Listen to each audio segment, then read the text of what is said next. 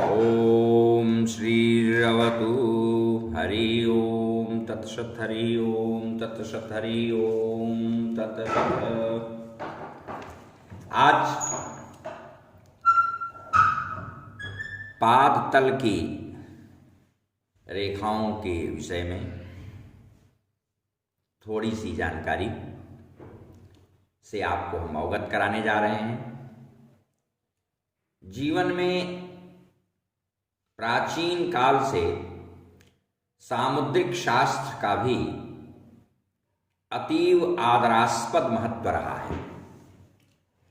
इससे व्यक्ति के जीवन की तमाम जानकारियों का अनुमान किया जाता है।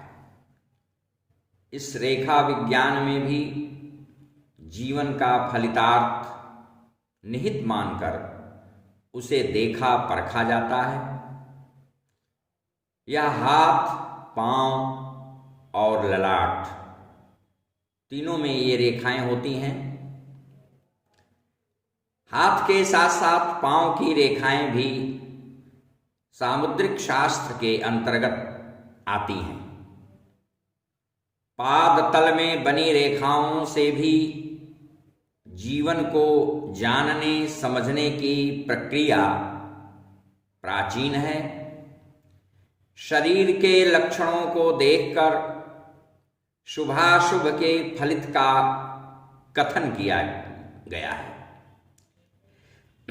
आचार्य मिहिर ने भी इन योगों पर प्रबोध विचार किया है। पाद तल में एड़ी से यानी पांव के मध्य भाग से लेकर मध्यमा अंगुली तक पहुंचने वाली लंबी रेखा को ऊर्ध्व रेखा कहते हैं। इसका बहुत ही महत्व है।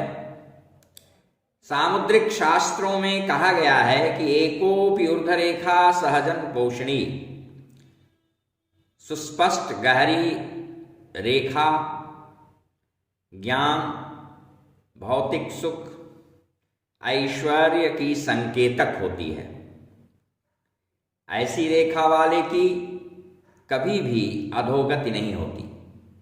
यह आध्यात्मिक रूप से इष्ट कृपा की भी संकेतक है।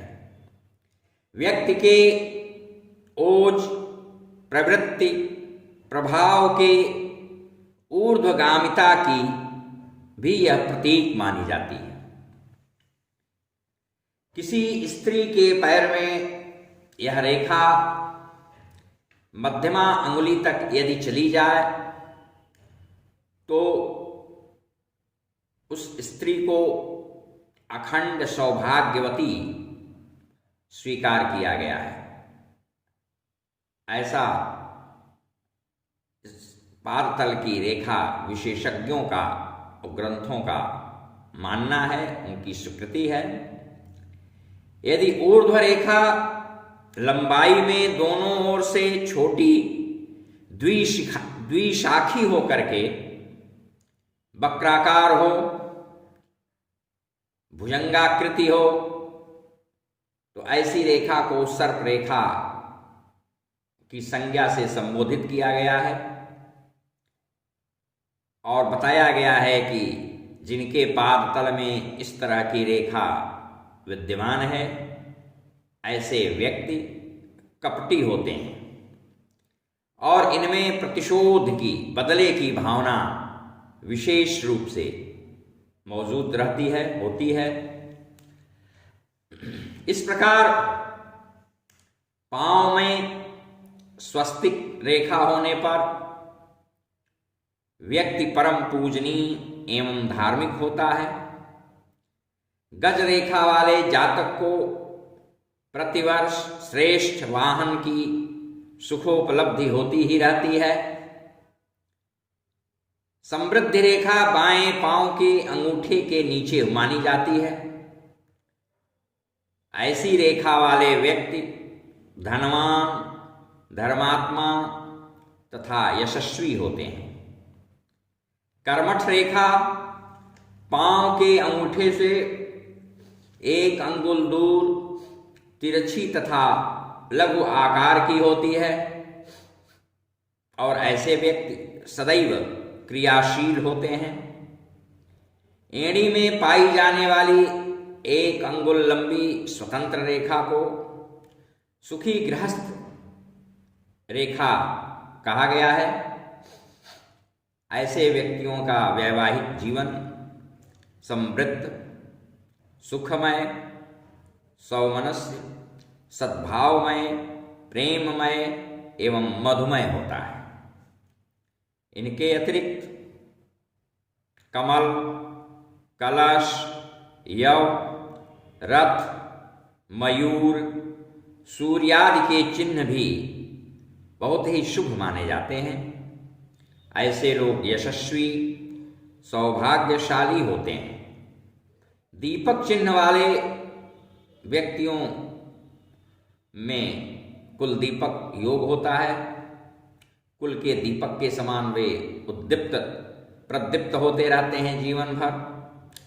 गोखुर अर्थात गाय के खुर का चिन्ह यदि पाद तल में बना है तो ऐसा व्यक्ति करुणाशीलता, पुण्यता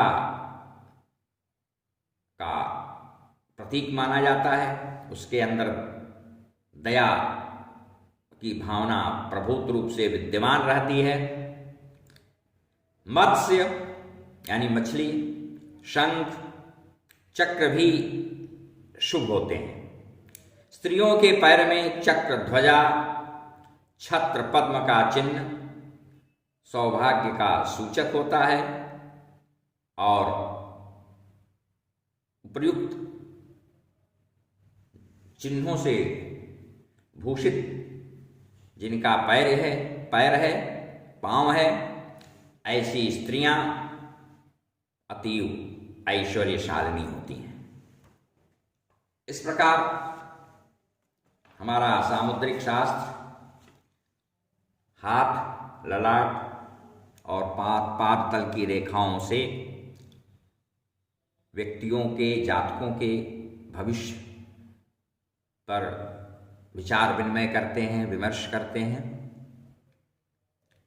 और अन्यान्य ग्रंथों में भी, पौराणिक साहित्य में भी यत्र तत्र इस प्रकार के चिन्ह प्रतीक से संबंधित शुभाशुभ फलों का कथन किया गया है। यह परंपरा विद्या अत्यंत प्राचीन है और समाज में सर्वमान्य है, रही है, आज भी है। इन लक्षणों को, इन चिन्हों को देख करके अनेक शह व्यक्तियों के बारे में कुछ न कुछ हम सत्य के समीप पहुंच करके और उसके फलितार्थ को, उसके जीवन में गतार्थ होने वाली बातों को एक सीमा तक जितनी हमारी योग्यता, परख है, पकड़ है, उस अनुपात में कुछ न कुछ तो हम जान जाते ही हैं और हमारे जीवन में ये रेखाएं भी बहुत ही महत्वपूर्ण मानी जाती हैं। इस पर बहुत सारे शास्त्रीय विमर्श किए जाते हैं, किए गए हैं, होते हैं और भविष्य में होते रहेंगे। हरि ओम तत्सत, हरि ओम तत्सत, हरि ओम तत्सत। शांति शांति शांति।